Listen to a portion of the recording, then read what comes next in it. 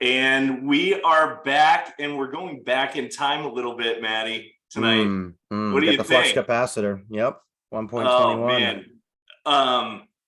The weather's warm in New England right now. I turned the AC. I turned the AC on tonight. Oh, did you? I didn't have to turn the heat on. Life is wonderful. I didn't have to, but we beat. Yeah, my roommate wanted to. Wells, Maine beat Tallahassee by 1 degree today, Fahrenheit. So really fascinating stuff. But we're back with Rick Carlson. Rick Golf is back. Yep. And it feels like the first episode all over again. Yeah. And we want to take people back in time as we do a little bit of draft preview. Rick is our resident streaming expert, everything that you need to hear, what to watch, what's going on in the Cine world out there. But Rick did some digging. I was wondering why our subscribers went up and why our downloads were increased by tenfold. So Rick did some digging back to our first 2 episodes were AFC and NFC preview, and we picked over-unders. We picked the number of wins. I forgot what I picked. I can't wait to hear it. I'm excited. I haven't listened. So Rick, welcome back, buddy. Hi there. We'll do episode 1 today because it occurs to me now that we have a slate of games we didn't get to in that first one, and more to come. But hi guys, good to see you. Welcome back, Rick. Almost a year in the making there. Smoothing it out for the next draft season, for the next NFL season. That's right. Never put it all out there. No. Yeah, we did have some time to go back and check the audio from that first show, and we're either good at this or really bad at this. But we'll love that. I can't wait to hear. I'm genuinely excited. It's like Christmas. I know. I love to hear. The only thing I love to hear about more than when I'm right is when I'm wrong. It's just an opportunity. Just an opportunity for growth. We'll have an opportunity to delve into that side of the pool for sure. Perfect. So Rick, what were some of the teams that either all 3 of us were way off on? I understand. I had the Broncos at 17-0 coming into the season, and they won 5. Which was probably just a hedge, because I bet when the season started, you said to yourself, you did the math, 14-3 is probably realistic, but just to be safe, let's jokingly say 17-0 so nobody thinks I'm serious. Is that what happened? No, I legitimately think they can win every game. I penciled them in for 15-2. Hey, until prove it otherwise. Yeah, well, of the 4 divisions we looked at on that first episode, we had a surprise pretty much for each one, I guess. The first thing we'll talk about is the Bears. Not to dive into them too early, but no, we should. We all had them. We all killed it. We all had the under. Vegas was 6.5. The only one to predict anything accurately on day 1 was Gibby, who predicted the 3-14 correctly. Wow. Oh, you said it adamantly. You had him at 3-14, and that sounded right. And it was. So that's a big win. Yeah, that's nice. It's nice to be right about some stuff. If I was to ask you after week 1, after they beat San Francisco, if you thought that would be correct, it probably would say no. But hey, they were real bad. Not to make this entire show full circle, but I felt like San Francisco, if you were going to beat them, it was going to be early until you got to the playoffs, which proved to be true. And I thought it was because it was going to take Trey Lance a little bit of time to get to get there. It turns out it's a mediocre quarterback who's now in Vegas that got him there. But it is early, as in just I'm coming after Jimmy G this week. You had to play him early before they traded for McCaffrey, and then you were in trouble. Yeah. Oh man, they turned into an absolute juggernaut. No surprise there, obviously, but in that first week, it helped that the Bears were playing in like a foot of water, so it's kind of an outlier. It was a weird year. It was a weird year. All really was. Yeah. The other big miss, I'll go hits and misses, I guess, real quick. The biggest miss we had was, to stay in the NFC North. It was the Packers. Everyone had them over, clamoring for how Rodgers is a rock. Matty said a team with Aaron Rodgers won't implode. Yeah. Turns out, the ayahuasca finally kicked in. What did they finish at? What was their record? 8-9. 8-9. Yeah. Vegas had him at 10.5. Okay. So did you bet the under? We all bet the under adamantly, like with authority, for sure. Okay. Yep. Yeah. We all missed on Atlanta. Hmm, Vegas had him at 4.5. They ended up 7-10. stupid. Ooh, Wildly Idiots. overachieving. But that was across the board a big miss. okay. You know what Uh, that's going to do? That is the butterfly effect, the ripple effect, whatever one you want. They're now stuck with Ritter. They're not going to be able to get a quarterback in this draft. All of them, other than Levis, are probably better than him. Now they got to burn a year with him and then hope that they end up with a pick that's well enough at the top to get somebody next year. Terrible Well, and they took roster. a step back with like Kyle Pitts. Like apparently him and Drake London can't play on the same field at the same time. And it, like bad. whatever is going on there. And it seems like Art Smith is an actual head coach. Like it doesn't seem like he's a disaster. He's but- an established the run, Mike McCarthy, bozo. Yeah. We'll get into it with some of the draft guys we have coming Yeah. up. Player Okay. team. Not bad so far. Anyway, Then we did so- all right here. Yeah. Anyone else, Rick? Yeah, the Rams. Mm, So Ooh. that one we spent a lot of time talking about the kind of the inevitability of a good Rams team and mhm. great coaching, everything. Vegas had them at 10.5. They finished up 5-12. We had them all over. Yeah. Yeah. I don't think And that- anybody saw that Stafford injury coming, but that was it. That was ugly. That one was Yeah. real bad. However, it does happen. Yeah. Seattle, we missed conversely, where Oh, yeah. Yeah. We all thought they were going to win 4 games. Yeah. yep, they were Anybody who 5.5. told you they thought Geno Smith was going to do what he did would be lying to you. Right. Yeah. Yep. But that was Okay. I can live with that that. was one that Vegas kind of hit there. Yep. The Niners, we all had the under on 9.5, went 13-4. Yeah, Another I missed one. that. Yeah, just didn't quite get there. I was banking on Trey Lance playing this season and they would have gotten the under because he's terrible. So the process was sound. I guess so. Imagine it's so weird having a 13-4 team and having that much volatility at the QB position. We haven't seen that since like the late thousands Bears, but Yeah. I digress. That's a weird So spot. one thing that I saw, it was not leaked out, right? Daniel Jeremiah is doing all the draft coverage. Like anything he says is going to be Yeah. clipped and sent out. So And then he Bucky- realized it as soon as he Bucky said it. And what's interesting is he was talking about like there's a test that basically is like recognize the shape, and they've been doing it in baseball. S2. S2, the S2 Yep. test, and they've Yep. been doing it in baseball for like over a decade now, and Yeah, just they over use the it to last help hit it, just figure out if hitters can see the spin of the ball to understand if it's an exactly off-speed like pitch or where's not. the Yep. release point. Yep. And apparently Bryce Young tested off the charts, and Yeah. like the other people to test at that level are Josh Allen, Yeah.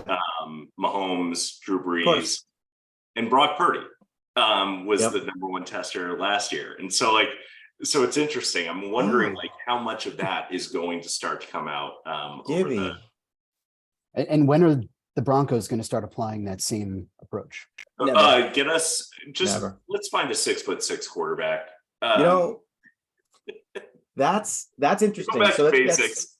that's one more input in the whole puzzle. So it's not everything, but it is interesting because in terms of just pure quarterback play, I'm not saying Bryce Young is Mahomes, but he's up there. Like he is exceptional at playing quarterback. He's just small.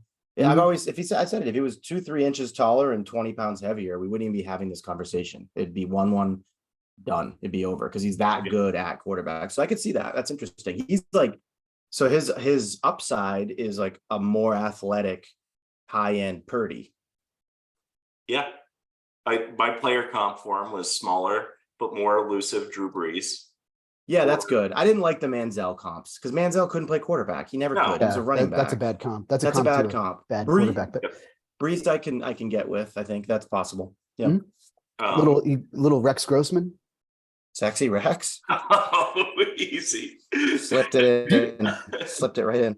If we went back to like 1999, would his height be as big of an issue as it is today? I think it would be a bigger issue. Yeah, because Because guys did now- move out of the pocket. Now he wouldn't play quarterback like at Alabama in Yep. 1989. Yep. I mean, maybe Alabama in 89. I don't know if they were the juggernaut. I know they weren't the juggernaut they are now, but like, Yeah. I think I doubt he would probably play quarterback, but he might be like a smaller school guy that like a Flutie type that no one really wanted to take a chance on back in the 80s. Yeah. You know, to the same extent. You got to keep in and mind also, too, the 1999 Alabama team had the Forrest Gump bump, so they had to be. Yeah. Yeah. Is that Gump was in the 60s? Yeah. Lieutenant Dan. He ain't got no legs. That's why he's the coach. He can run like the wind. Uh-huh. So Rick, final totals. How did we fare? Myself, you, Matty. I'm ready to be in last place. So All right. So from our NFC predictions, Mm-hmm. Vegas 8-7. Wow. okay. Interesting. I was 7-7, and unfortunately, I was the winner there. Oh, Rick. Yeah. 500, Well, baby. You got us. You broke even. Maddie was 6-8. Gibby was 6-9 because he made a prediction and then Nice. kind of moved on, and no one else got one in. I think. Oh, on one of nice, them. Gibby. Thanks. Just Typical controlling the timing. typical dictator. I was still Gibby. learning how to host the show. You Well, honestly- wait, was this during the what was the old, was it pod, what was it called, that old thing we used to use? I literally forgot the name of it. Zencaster. Was this a Zencaster days? It was a Zencaster. So you were probably staring at the clock looking for it, Yeah. counting down to kick Oh, us yeah. off. Yeah, okay, all right, that checks. Yeah, what hurt him was that his Tampa Bay under. Mm. Or sorry, that's wrong. Over, which they finished 8-9. Oh, which So that probably was- took a lot for him to even go that route, so it burned him. yeah, Wow. over Yeah. 11, over 11.5. by That'll be way. the last time Oh. Gibby trusts his favorite quarterback, Thomas Brady, ever again. Oh man. What And a- to Maddie's credit, you did say it was definitely Brady's last season, Yeah, which was well, good. who knows?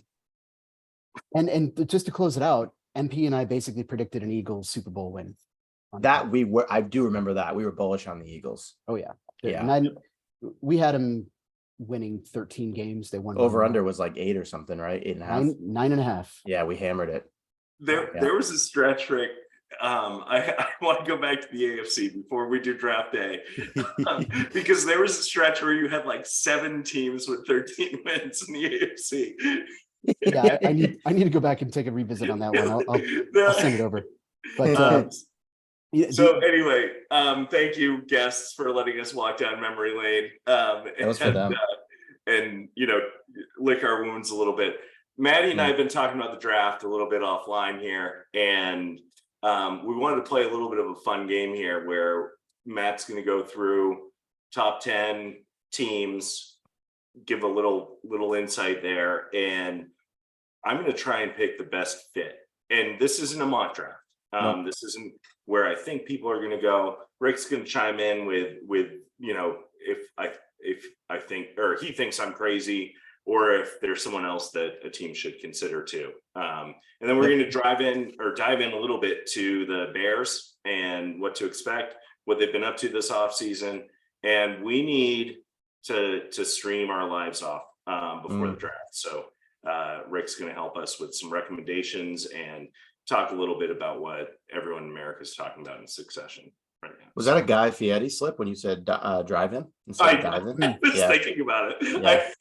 I told you guys when I was about to head out and ready to record, I was like, I'm rolling out. You're rolling out. Yeah, yeah. As long as Hunter's not there, I'm in. Oh, that could hurt us. Guys, not cut that part. He won't join if he hears that. Our Snip it. first edit. Be our first edit ever. Cut it, in 7 months. Cut it. All right, so Matty, who you got? What team? Where do you want to start? You want to just start? Actually, let's do this the opposite. Let's go back to front. So let's start with the Eagles at 10. 10. Okay. What do you think about the Eagles? What do they do at 10? So I keep seeing a lot of these Bijan mocks. It's not going to happen. There's no world where it happens. The Eagles build from the trenches. They don't waste picks on luxury items like running backs that high in the draft. So there's basically 2 options here. Roseman would never get caught drafting a running back at 10 with an opportunity to do something because of the fact that they'll probably won't be picking here anytime soon. Like they shouldn't be picking here.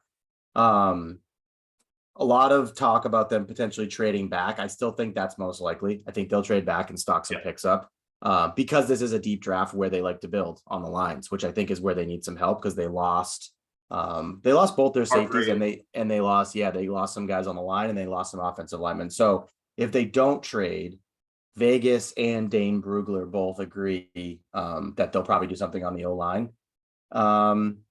Lucas Van Ness is also a possible here. Iowa kid, pass rusher. that's where Jeremiah is at with it. I think they trade. If they do not trade, I think they take an offensive lineman because they have to keep Hurts up right now. Like that's the game. So that's where I'm at. And so for fits, Van Ness is a fit, and for linemen, Paris Johnson makes a lot of sense there if Skoronski is already gone. Because Skoronski's, I guess teams are saying he's not a left tackle. He's like an all-pro guard. He'll be gone. He'll probably be gone. I think we're going to skip 9. But I have some thoughts there that I'm very firm with. So I agree with you. I think it's probably too early for Bijan. However, Peter King brought up a good point. Oh, he doesn't do that very often. So can I break in real quick, Mike? Yes. I laughed when I started to revisit the old pods because you brought up the same thing at this time of the year of a King article. And I reminded you, King gets really weird like 2 weeks out before the drafts. Yes, he does. I also went through some of that stuff too, where it's absolutely true. So I love that we're doing the Peter King thing again in the exact same Well, no, I got mad at Peter King because he thought Rich Bisaccia was more important. That's where we draw the line. Adams. Exactly. The Packers' success. It's the season, man. I'm glad I was right on that. I deserve another win for that. Him and Florio. Just no, but so look, if you line up AJ Smith, or AJ Brown, Devontae Smith. AJ Smith would be a dominant receiver. AJ Brown, Devontae Smith. You've got Rashad Penny, who's likely to play 8 weeks. Jalen Hurts. Yep. Goddard. And then all of a sudden you have Bijan in that backfield and a really good offensive line. I know they lost some pieces, but stop us, right? Like try and stop us. And so that's interesting to me. And I know Roseman doesn't normally do that. So I think Bijan is very interesting there. And I get why people are copying him, but I don't love it. They could trade back and take him. Well, they should trade back. If they don't, I think they are going to lean towards athletic freaks of nature. Yep. I love Nolan Smith there for them. Yeah, it's not bad. Van Ness is the same kind of guy. Like Miles Murphy. Yep. Clemson. Those are the two guys, edge from Clemson with Murphy and then edge from Georgia. And they're going to take high level players. I wouldn't be shocked to see a corner go here either.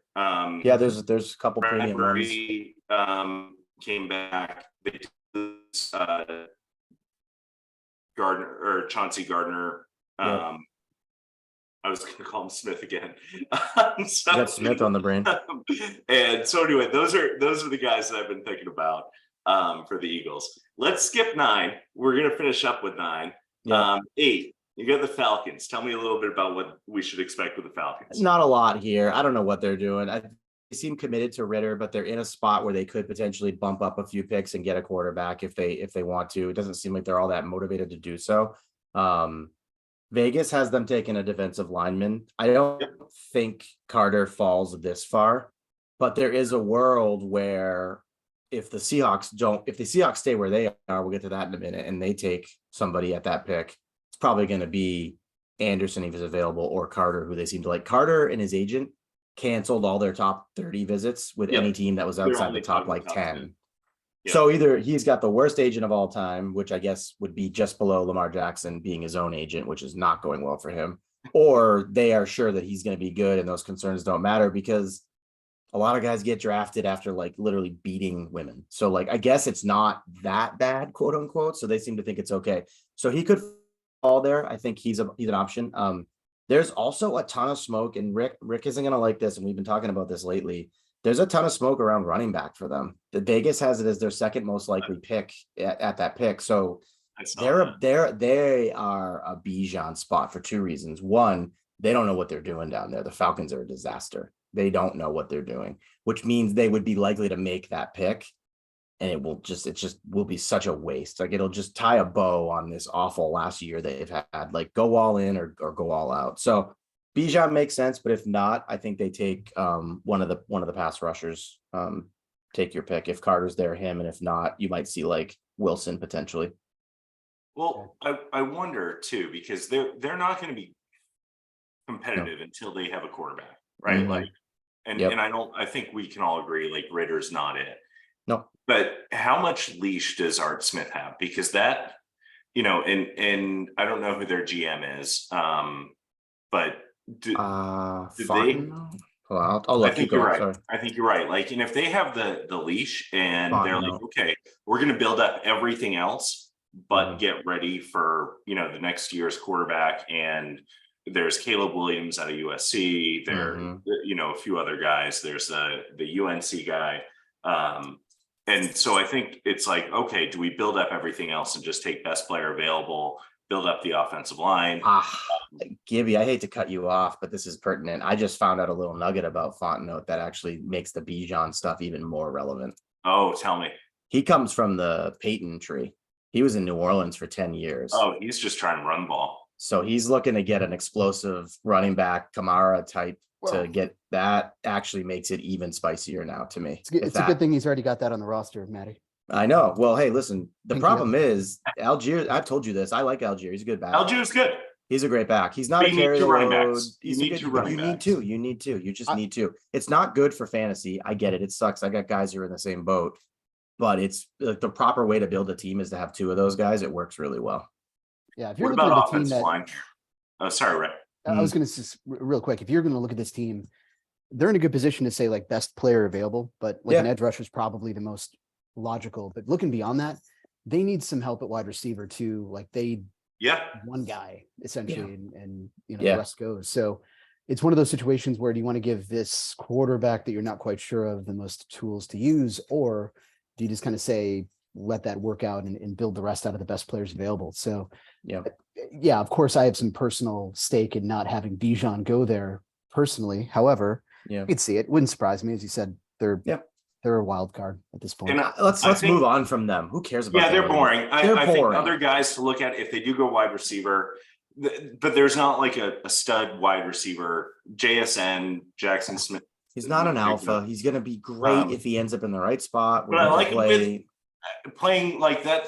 That's an interesting pass catching room with Drake London, JSN, and Kyle Pitts. Like all of a sudden, okay, we've got something there. And then the thing that Fontenot and Sean Payton have always done is burn first round picks on offensive linemen, offense and defensive linemen, so that they can run the ball 40 times a game. So I wouldn't be shocked if you see like a Paris Johnson there. That's fair. Potentially. But anyway, move on. 7. We've got the Raiders. They're kind of boring too, to be honest. I don't know what they're doing. They're rumored to be potentially that this is like the Levis zone. They could just take a quarterback and like let him sit for a little bit and learn. Jimmy G's the perfect quarterback to have with a guy behind him just like learning because he's going to be just good enough. McDaniels for 5 games. Yeah, but whatever. Okay. I mean, like in the locker room, McDaniels probably needs to keep his job at this point. I think he's probably on the edge there. So it's probably going to be an offensive guy because he's not going to try to keep his job by taking a defensive player. He doesn't care about that side of the ball. He wants to score points. You score points, you stay in games, you win enough of them to stay relevant. So JSN actually could fit here. They do need another weapon, right? They just got rid of Waller. Not that he's been playing, but they just have Adams. There's not a whole lot else going on there. They got rid of like half the team, didn't they? Yeah, they cut everybody. So like 30 free agents out the door. Jacoby Myers. I don't see a wide receiver here. Yeah, that's fine. That's offensive lineman is probably most likely for them in that case. I think they need one. Oh, sorry. Go for it, bud. No, I think they're either going to trade up and they're going to bet the farm on Anthony Richardson. Or if they fall in love with Levis.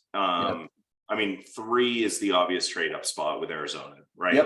Arizona is not going to. I've got some nuggets on that, actually. It might not be as easy of a trade. It might not be as a foregone conclusion. They're going to have to give up a lot. But to your point, right? Like Josh McDaniels is going to need to do something to keep his job long term. He might last this year. He might even go into next year, but he's going to be on the hottest seat if they don't make the playoffs. And I don't think they have a playoff team right now. No. I think Jimmy G is fine. He's not Kirk Cousins. He's not even as good as Derek Carr, and the stats bear it. He's a little bit below that tier. He's won games, but how much of that is winning games because you're on the San Francisco 49ers, course, and they system. just proved they have Brock Purdy, and he can't play more than 8 games a year. Like, he's averaging 8 to 10 games a year. Yeah. I think like there's an excitement about Jimmy G, but I think we also need to say, like, okay, Jimmy G, finally play 15 games and go, 10-5.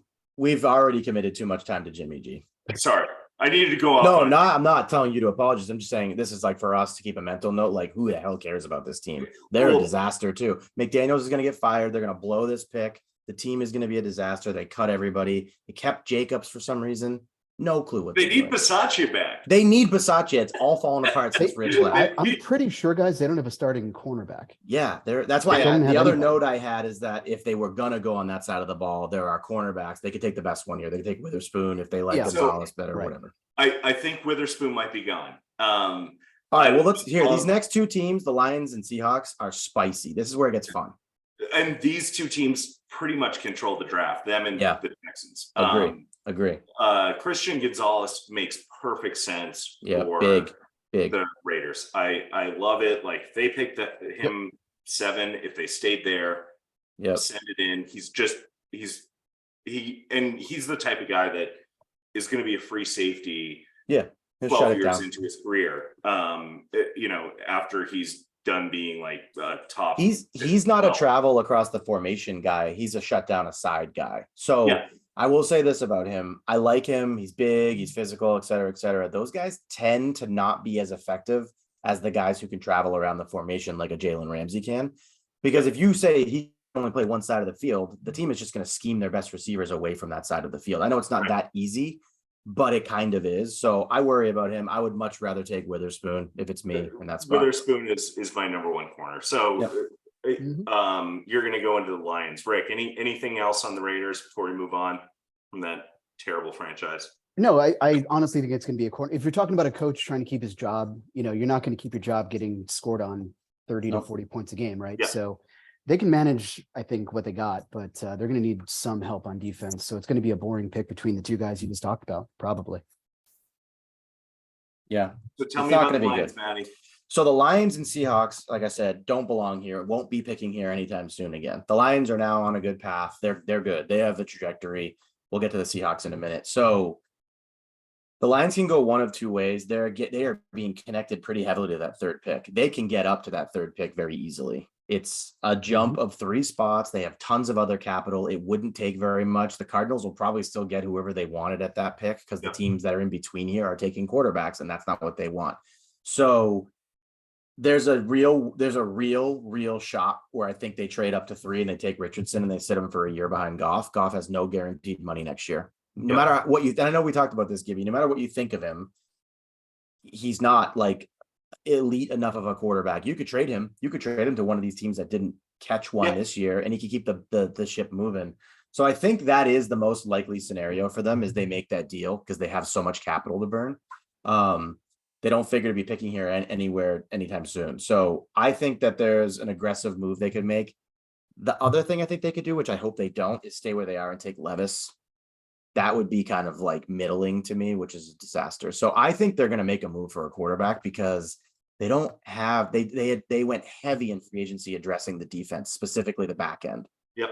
And so that makes a cornerback, while you always need them, not all that relevant here. So I think they make a move for one of these quarterbacks, to be honest, and they park them for a year and they do the right thing and let them learn and then just give him the job next year. And it would be perfect if they did that with Richardson. He fits that Dan Campbell kneecap, I'm going to run you over style too. Like, yeah, I like the fit there quite a bit. Haphazardly not knowing what you're doing at all. yeah, just ramming into people at 6'4", 240, whatever the hell he is. So that's what I'm thinking. The one thing I'm concerned the most about for Detroit is they stay put and Carter's there. And they've been mocking Carter to Detroit. They, as in the Royal They, you see it a lot out there. And the problem with that is, you hear a lot about this crap about Campbell being a quality guy and a character guy. And that's all this Detroit team cares about, is putting good guys out there, but they're still mocking Carter. Yeah. So they got to pick one lane or over the other. I hope they pass on him or they move up. It's going to take a big obstacle out for some other teams behind him. But you can go either way. So I had Witherspoon there. They just traded Okuda for a 5th round pick. And Witherspoon, like every single comp to him, He's so is good. Darius Slay. Like He's so good. He's competitive. He's going to get in your face. He closes quickly. All the athleticism is there. Instincts. Yeah, I mean, yeah. he's just, and he's got the attitude. Like he fits that mold for the way I think Detroit wants to, like, build their team. Yeah. So I think if they stay there, he's a very reasonable pick there. And I think he's not, I don't think he's ever going to be an all-pro necessarily, but I think he's going to be a top 10 corner in the league after 3 years. So I think there's, a really good fit there, shores up the back end of their defense. I like him. And you talked about the trade up to 3 because they have the capital to do it. Yep. Why not go nuts and not draft a quarterback? They could still get probably Hendon Hooker, trade back into the end of the 1st round, or trade back with their 18th pick. I know he's 30 years old already. But like, is Hendon Hooker's upside even better than Goff's ceiling? Like, what are you doing there? I think it could be. I'm not as big of a fan. We can't properly analyze any of that Tennessee offense because that offense was not it wasn't a serious offense. It was insane. It was like Madden go routes. None of it was real. I mean, so Jalen Hyatt's running vertical routes out of the Hyatt literally didn't run one route that wasn't a go. Like, we don't know what's going on over there. I think Hooker's going to be a serviceable backup for a long time. Here's the thing though. What team in the league is most suited for just go routes other than Detroit right now? Yeah, Carolina maybe with Shark. They were talking about wanting to change his role and put him back where he belongs, which is just But I mean, they've some speedy guys out there. Jameson Williams just redshirted for a year. Yep, he's lightning. ASB is electric. Like, so there's some things they can do. And if Swift they were to trade up to 3 and just take the best player in this draft is Will Anderson.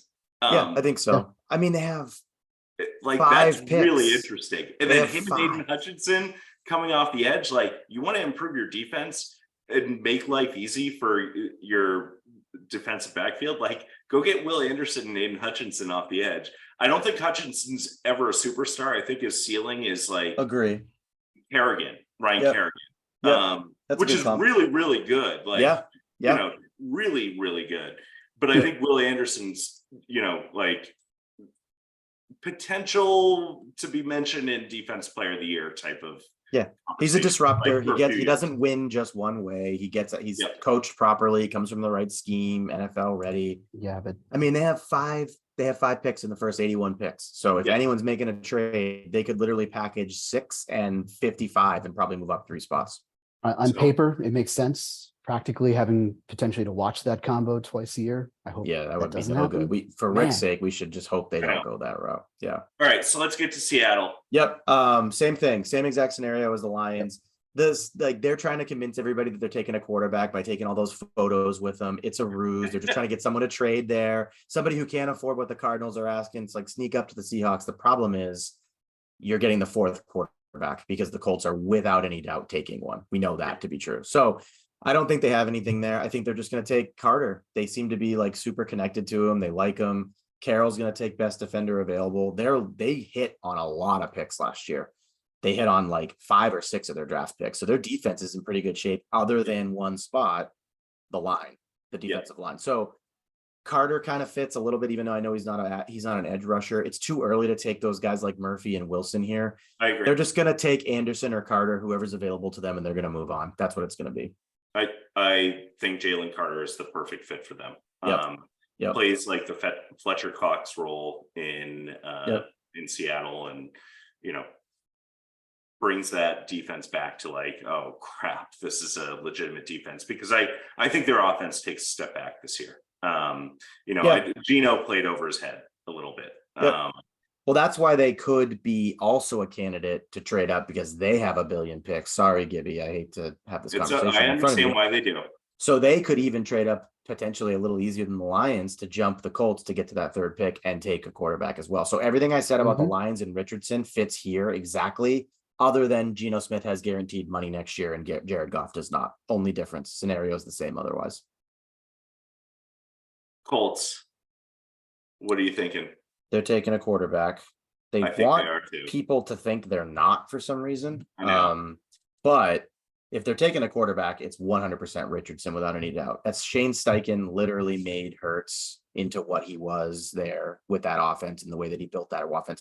One of the first offensive coordinators to actually say, I got a guy who's good at a lot of things. He's got deficiencies elsewhere. Let's build the offense to him while he learns and gets better. And now, last year at this time, people were like, Jalen Hurts going to lose his job. He's terrible. He's going to get replaced. Everybody has him in like the top 3 now. He's like an undisputed top 3 quarterback. Yep. Like he's in the conversation with Allen and Mahomes. So if we just think about that, that's nuts. So it tells me that Steichen thinks he can probably get that done. I think they either also, to guarantee this, move up a spot to just lock it in, or hope that whoever does trade with the Cardinals doesn't take Richardson. Same as the last 2 teams, though. They are also an option to trade up. It's easier to trade up one spot because the Cardinals are still going to get their guy, and they know that. So they're taking a quarterback, and I would be willing to bet that it ends up being Richardson. It's just a perfect analog for what they did with Hurts. And so I think, plus that offense is in good shape. I know they don't have a quarterback. They have Minshew. Sorry, Rick. That was offensive. Well, no, I wanted Rick's input. Like, yeah, they do have adults at quarterback. They like, do. They have Minshew and Foles, like, can get you through the season. No. Don't put Foles. Foles is not a quarterback. He's not a proper quarterback, but Minshew can play the first half, whatever of most of the year, and they'll be good, and they can ease Richardson in with a pretty nice offense around them. Yeah, I guess you got to take a big step back and figure what are their goals this year. Are they trying to put a team together that's going to compete, or are they smart enough to know that they themselves have some load-bearing contracts and not quite as ideal of a situation here? So I could easily see him taking, anyone from Levis or Richardson, whatever it might be, but they might figure, hey, we're just going to spend this year to do what the Bears did, right? They're going to get super bad. They're going to be in a great spot for next year when theoretically the crop's going to be better, instead of reaching for a guy, which, they're at a point where they can't miss with this pick going south. It's going to be 4 to 5 years of repercussion for that. So I don't know. Honestly, this is one where I get stuck. I noticed last year too, we had a lot of times when we were stuck, justifiably so. This is definitely one of them. Yeah, I'd almost love to like punt this one if I were the Colts and trade back, capture more picks.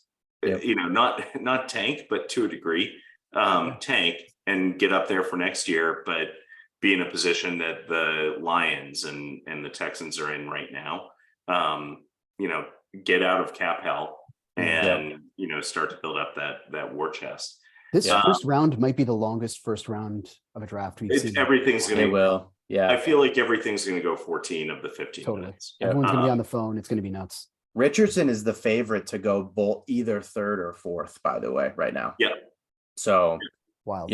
Couple that with the Colts, like what they're likely to, like what the specials are around them being picking. All those kind of roads lead right back to him. So we'll see. I like both those ideas from you guys, though. 3rd, Arizona. I think everyone thinks they're trading back. Yeah, they hope to. Give me a little intel on Arizona. So Gannon has kind of taken on like a CEO approach. He's not looking to meddle in any of the offense or defensive side of the ball. He's hired some guys. He's going to let them do their thing. He's hands off is what he's decided to do. Who knows how long that goes for? But for right now, he's taken on this like CEO role. So he's not going to run the defense. Either way, if they can't trade this pick, you just take whichever of the 2 defenders you like better and you just go with it. It's not very hard. I think teams aren't as scared off as we thought because we were talking about that. But I mean, I don't personally like him as a prospect for a couple reasons, none of them for the personal stuff. But Carter's high-end range of outcomes is he has the ability to be Aaron Donald. Like that is in his range of outcomes at the high end if everything goes right. There's ranges. I'm not saying he is. I'm just saying he has the capability to get there and kind of operate as like, even just like Will Fork did for the Patriots for a while. Just Seymour. Seymour is actually probably a better comp. I think Seymour's a better comp.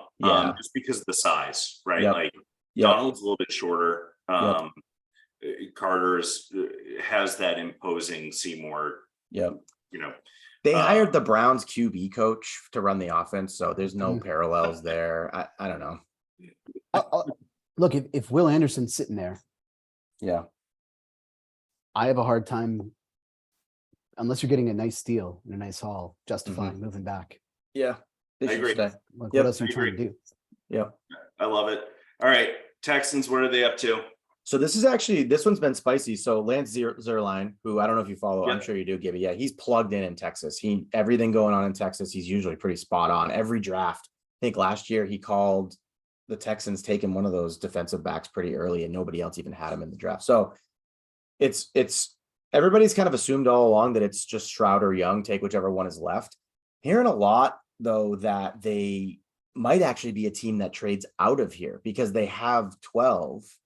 So they can still do some stuff there. They can move back and up again, which the Eagles did last year, if I remember Potentially correctly. get Levis if they fell in love with Levis and he's there at 7 or Yeah. So I don't think that they're a lock to just stay here and take like the back, because I think they have a preference. It seems like they have a preference, and it's I actually think it's Bryce Young. I think it's Bryce Young, who now seems likely to be, for whatever we want to believe, going to the Panthers. So I don't know if they're like really locked in here. But there is a lot of chatter if they don't get Young that they might stay here and take Will Anderson, because D'Amico Ryans views him as like his next Bosa. So I think they either stay here and take Bryce Young if Stroud goes number 1, or they trade back. And then the third, if they do pick here, I think they pick Will Anderson. It screws the whole rest of everything else we just talked about up. I think Carolina saying that they didn't know which quarterback they wanted when they made the trade up to number 1 is complete bullshit. Got no chance. No chance. Or That's a fireable representing that offense. they made the deal because they have now the ability to trade back and do whatever. Yeah, I think they want the that's Texans bullshit. to trade up, and They want Young. the Texans to trade up. They know that Bryce Young is like they're already printing the jerseys in Houston. And I think they just want to get like an extra 3rd round pick to move from 2 to 1 or whatever that pick is going to be. And they know the Texans have the draft capital to make it happen. So they're floating out all of this. Well, we're having Bryce Young here. And our owners love him. He's, becoming ingrained in the city. I'm sure they've had Steph Curry call and check in with Bryce. And, I think it's all BS. I think they traded up for CJ Stroud, and the rest is and it's just like they're playing a game of chicken with the Texans. Who's probably. But there's a lot of talk about McCown really, really, really liking Bryce Young and his ability, because McCown and Reich are both guys. Reich are both guys who want like elite processors. Yep. I don't know that that's what Stroud is. Young definitely is. He sees the field. He plays quarterback better than Stroud does. Stroud's just a little bit bigger. Yeah. He's, he throws the ball a little super harder. accurate. Like super accurate. They're both going to be great. Like I think they both are. They're both going to end up falling somewhere in the range of like QB 12 to QB 14 their whole career. That's where they'll be. You could win a title with them. So I don't know. McCown really seems to like Young. So there might be a little bit of smoke there. There's a lot of people on Twitter who are pretty good at this, track record wise, who think that they traded up with the thought of taking one of those 2 guys and then letting the process play out. And McCown wants Bryce Young, and it seems like they might trust him. But I think the owner is going to make the final call. I think so too. So who knows? I know one thing: they won't take Richardson, because that's not the type of archetype that those guys want. They can't afford to miss. They made a move. They can't afford. And Richardson has, probably the highest upside, but the most volatility. Yep. I have one, before Rick goes here, before I forget this, because I'll lose it. I have one other draft nugget that is pertinent for anybody that might want to place a wager. Jordan Addison will 1000% be drafted by the Chargers. Here's why. Ooh. Here's why. Writing that down. So Jordan Addison originally in college committed to Maryland because of the wide receiver coach who was there, who was like a high school, he traveled to all the schools like they all do, but he really made a connection with Jordan Addison and they became really close. And so he went there for him. There was a weird scandal at Maryland and it didn't involve this guy, but he had to leave. He went to Pitt. Addison followed him there immediately. So that's the next step of this. That same gentleman is now I don't think he's the offensive coordinator, but I think he's the wide receivers coach for the Chargers. And so they also need a receiver. And I don't think they're dumb enough to burn it on Hyatt, who everybody seems to agree can only do one thing. Yeah. So the tea leaves are heavily pointed towards that, and it should be there. He's not going to go higher than that.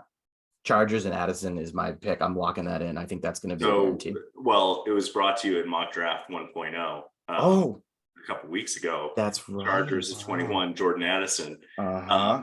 One thing that they do is they like the big receivers. They've got I Mike know. Williams, Keenan Allen. However, like when you're building, Mike Lombardi's talked about this, a million times, like you need a basketball team. You need a small forward, a point guard, power forward. And they don't have like that point guard, shooting guard, and that's Jordan Addison. Yeah. My player comp for him is, and this was one of my favorite ones that I did, was Amon-Ra St. Brown and Devontae Smith combined, but not quite as talented as either. Oh, that sounds fun. And then that's his upside. His Okay. downside is Hollywood Brown's deep play ability without the speed, combined Or perhaps. with Devin Duvernay's ability to move the sticks. Oh, Oh, God. that's What right. on I remember earth? reading that. It was I a deep forgot. ball.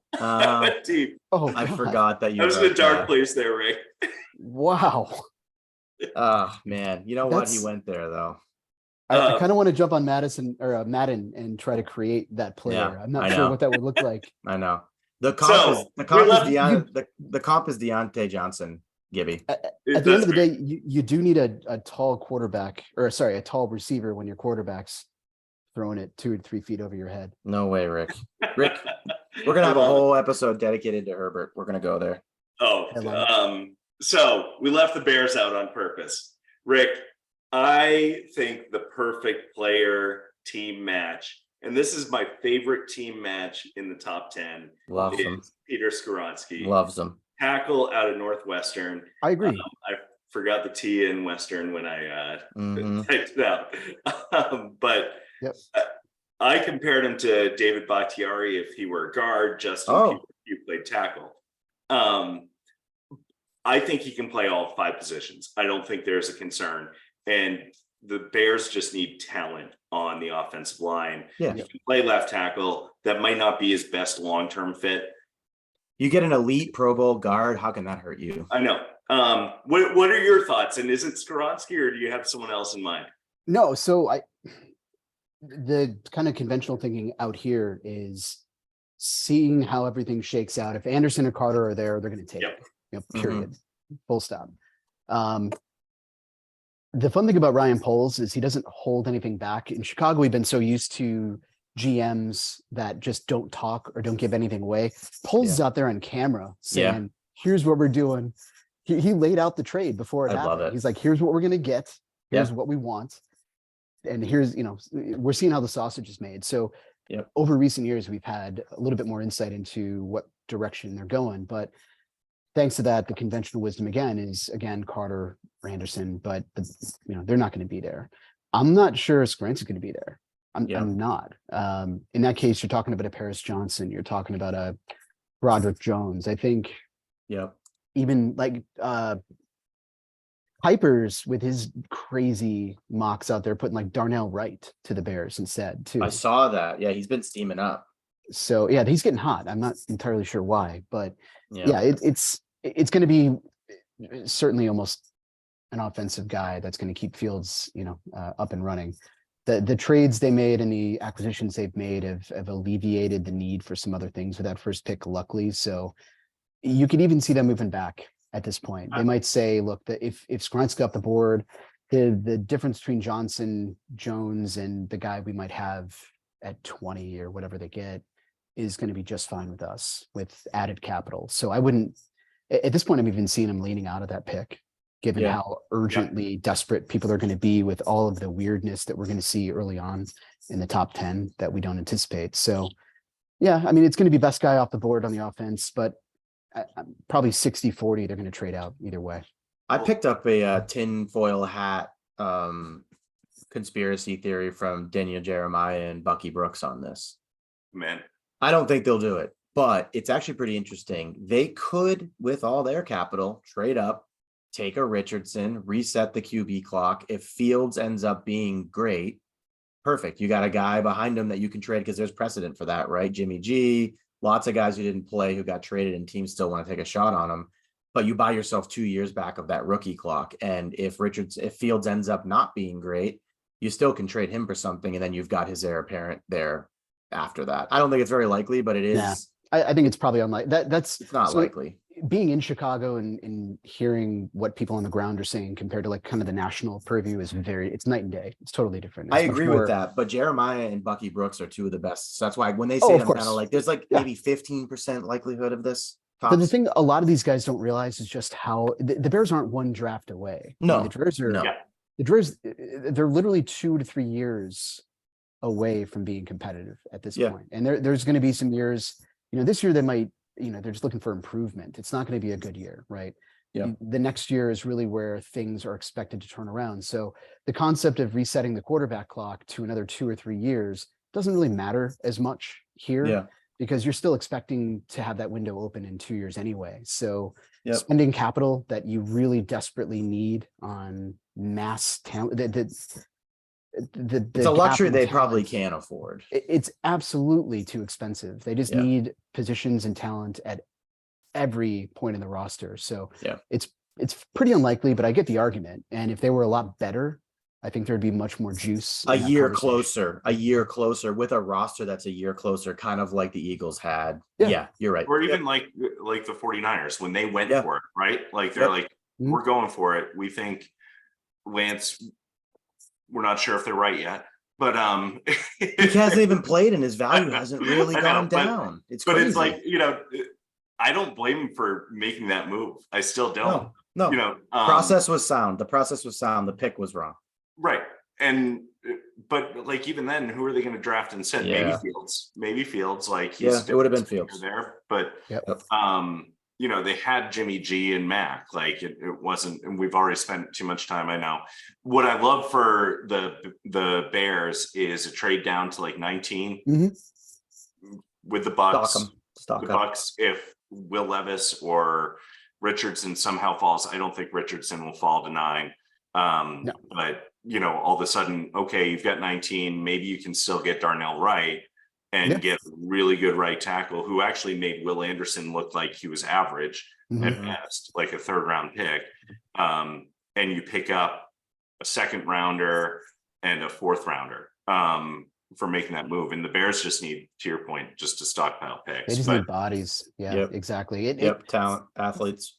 Wright at 19 would be great. I mean, if you told me right now Wright would be there, I would make that trade in an instant right now. Yeah. You just need a guy that's going to guarantee Fields' health. You can't guarantee it, but better than what they Right. currently have at Cones. Yeah.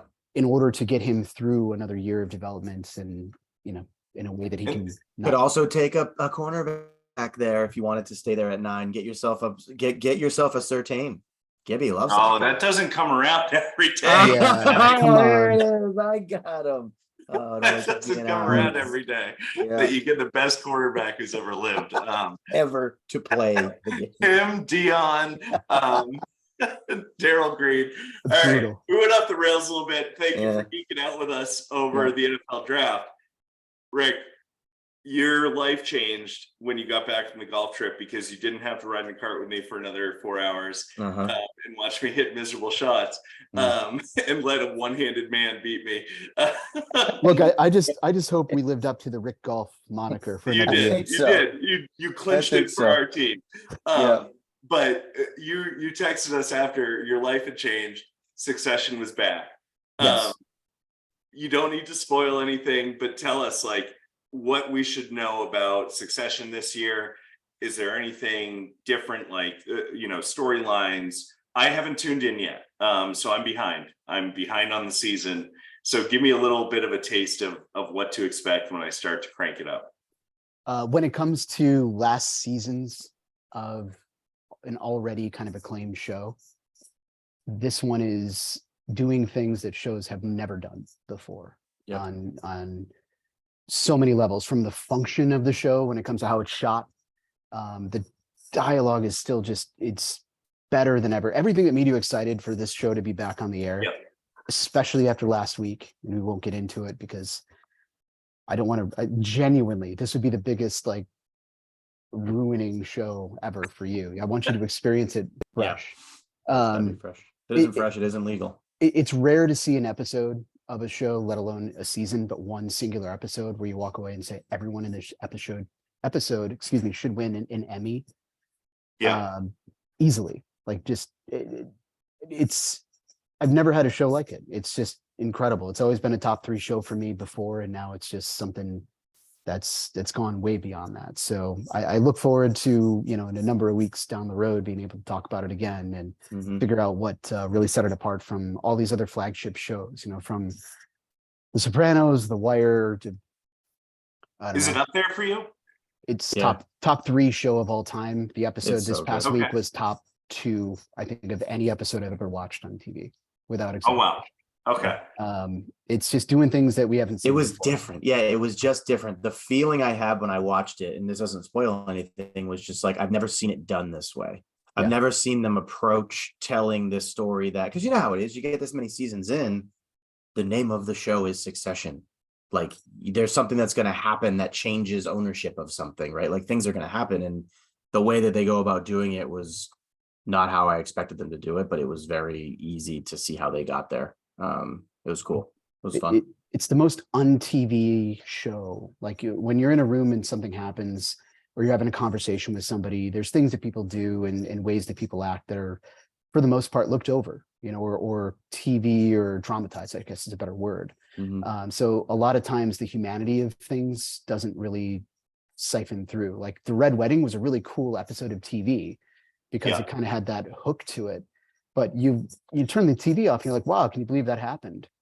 But you had no like real physical connection to it. Whereas this season of Succession, you turn the TV off every Sunday and you feel it. It's insane. And it's a really hard thing to pull off. And from just the actors are nuts. So I could go on and on and on about this show, but for the most part, everyone's pretty familiar with it, and everyone's. We got some Emmys. We got some Emmys coming later this year, I think. And on that note, like the only bad thing about that is I'm not sure if they're in the same category as Barry in terms of like drama, comedy. I don't know what I feel like they kind of put comedy into whatever. If for whatever reason the cast of Succession costs Hader an Emmy for being in the same category, I'm going to be really sad because Hader probably is going to deserve one for Barry too, and it's just not going to happen. That's going to be Bijan to the Falcons 2.0. We can't have both those things happening to you. I don't want that. That's too much. Bad. That's too much. We won't. Don't even we play. can't. It's a lot. It's too much. Don't even play. So, 2 other shows that you recommend our listeners watch, check out, that might not be on their radar. Anything else that you're watching, or movies recently that you saw that are definitely worth tuning into if they haven't seen yet? Yeah, a lot of the time you're talking about things that people are already pretty aware of. I'll just say this real quick.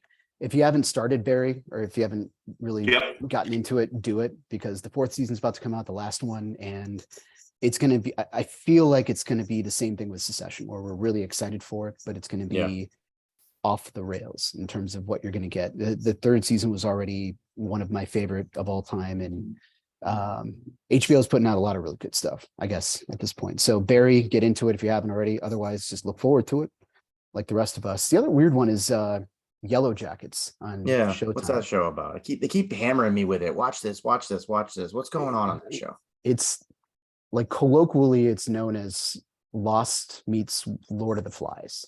Oh yeah, with a bunch of teenagers. Okay. So plane crash in the woods, full of mostly I forget what sport they're in or what they do, but it's mostly these teenage girls with a few guys and parents, and it's much more of a horror drama. Like things happen in the woods, and then you flash forward 20 odd years in the future to when they're good and they're fine. Everyone's messed up all the time. It's more of like a, looking into us and statements for things, but it's a cool show. Every show is really messed up, and it's fun to get back into that horror drama category. So yeah, it's Succession, Barry, Yellow Jackets. It's cool. And if you haven't seen them or tried them, Star Trek Strange New Worlds is awesome to catch up on. That's like a harken back to the original 60s kind of humor. Is Shatner in it? Really? No, I don't believe Shatner's been in much recently. We didn't lose him, did we? I don't think so, but I hear the keys typing, so good. Can you look that up? 92, still kicking, baby. He Look doesn't. at this guy. Wow, Canada. Shouldn't be. They do it different up there. That's an awesome show. They do a really good job of just not getting, it's like watching a show in the 70s again. It's just kind of neat. There's a show called Love, Death and Robots on Netflix that if you haven't watched it yet, everyone should go through all of them. It's amazing. It's just a bunch of animated shorts, essentially. None of them are longer than like 5 to 10 minutes. Nice. But they're all really cool encapsulated stories, but it's showing a different range of what we're capable of from a graphic standpoint. So some of them are really cartoony, all the way up to episodes, especially in that last season, where you can't even tell it's CGI. And it's just nuts where we That's are cool. today. But it's got like a lot of the same kind of Black Mirror stuff to it, where there's, a statement about us, technology, et cetera, et cetera. So that and the aforementioned Black Mirror. If you haven't ever watched Black Mirror, immediately watch them all. And Is there another episode, another season of that coming up? I feel like I hear about that periodically. When they drop them in secret almost. Gotcha. I haven't seen anything announced, but it doesn't, like, they dropped an interactive, like almost movie a couple of years ago through COVID, I remember, and that was out of nowhere too. But it's a good time in a lull just to catch up on that. Most people I know just never got into it. And the White Christmas episode is, I think it's White Christmas. Apologies in advance to anyone listening who might be Black Christmas. We don't care about them. With John Hamm, it's one of the most disturbing episodes of TV streaming you'll ever watch. That man has range. He really does. He's incredible. He doesn't get enough credit. He is a guy who should get way more credit than he does, but I don't think he's A-list, right? What is he, B or C? I think John Hamm is solidly A-list. You think so? Yeah. Oh yeah. I don't know if wants that's to work with Hamm.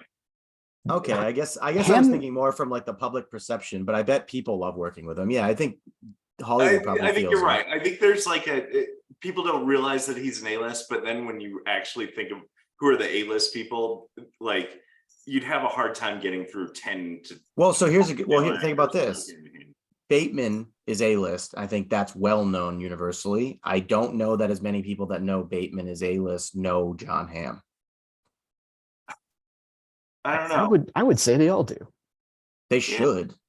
I mean, Mad Men was one of the biggest shows ever. Kind of niche though, on a network that not everybody had. Yeah, like, some people just missed it. I mean, it's eventually, but it's got a Breaking Bad. Sopranos level moniker of being transformative, and everyone went back to it eventually. And everyone knows who John Hamm is at the very least. I mean, the guy basically led Top Gun Maverick, right? Oh yeah. I mean, was every scene that he was in, how annoyed must he have been with Tom Cruise? Like Rick was shaking his hand so hard at Tom Hamm Cruise. finally gets his like one scene without Tom Cruise, and Cruise is like, let's reshoot this thing. It always reminds me of that Celebrity Jeopardy where I think it was somebody who is Tom, is it Fallon? Does Fallon do a nice Tom Cruise? Was it him? I have to look at it again. But he's just like bouncing around the set the whole time. He's out of his mind. He's just fried. He's completely fried.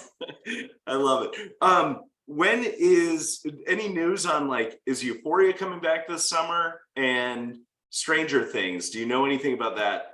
All I know about Stranger Things is I don't like that show. Okay. All right. I haven't watched it past the first season. And it's not because it's a bad show. I just hate everything about the 80s. We have a lot of friends that we've dueled about the merits of the 80s from a music standpoint, from a show standpoint. I hate it. But if you don't like the 80s or not nostalgic for the 80s, that show's not that watchable. There's nothing crazy going on there. No, and even then I never found it to be that like I'm not a huge fan, and I love the 80s. I love the 80s.